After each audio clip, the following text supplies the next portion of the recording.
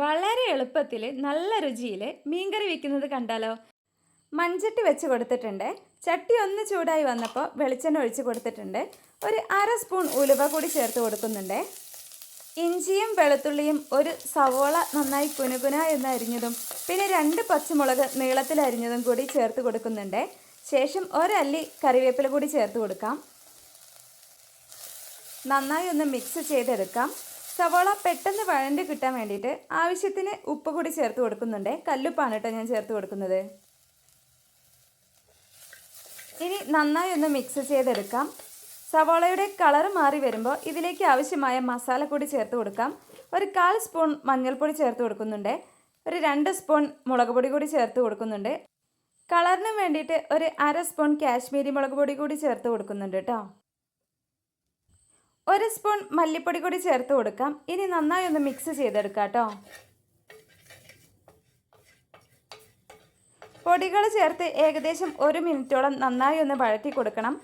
പൊടികളുടെ പച്ചക്കുത്ത് മാറുമ്പോൾ ഇതിലേക്ക് നല്ല വലിയൊരു തക്കാളി നീളത്തിലരിഞ്ഞത് ഇട്ട് കൊടുക്കാം. ഇനി നന്നായി ഒന്ന് വഴറ്റിയെടുക്കാം. തക്കാളി ഏകദേശം ഒന്ന് വഴണ്ടി വരുമ്പോഴേക്കും നമ്മൾ പുളിവെള്ളം ചേർത്ത് കൊടുക്കണേ. ഒരു നാരങ്ങയോളം വലുപ്പത്തിലുള്ള പുളി ഞാനിവിടെ പിഴിഞ്ഞ് വെച്ചിട്ടുണ്ട്. അതിൻ്റെ വെള്ളമാണ് കേട്ടോ ചേർത്ത് കൊടുക്കുന്നത്. നന്നായി ഒന്ന് ഇളക്കിയ ശേഷം അടച്ച് വെച്ച് വേവിക്കാം. മീൻ കറിയിലേക്ക് ആവശ്യമായ ഗ്രേവി നന്നായി തിളച്ച് വന്നിട്ടുണ്ട്. ഇനി ഇതിലേക്ക് മീനിട്ട് കൊടുക്കാം കേട്ടോ. പപ്പടമുള്ളനാണ് ഞാനിവിടെ എടുത്തിട്ടുള്ളത്. ഏത് മീനായാലും ഒരു പ്രശ്നമില്ല, ഇങ്ങനെ വെച്ച നല്ല രുചിയാണേ. മീനിൽ അല്പം മഞ്ഞൾപ്പൊടിയും മുളക് പൊടിയും ഞാൻ നേരത്തെ തന്നെ തിരുമ്മി വെച്ചിട്ടുണ്ടായിരുന്നു കേട്ടോ.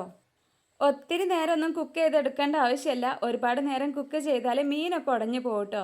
ഒരു 8-10 മിനിറ്റ് മതി. അതിൻ്റെ ഉള്ളിൽ നമ്മളെ കറി റെഡി ആയിട്ടുണ്ടാവും.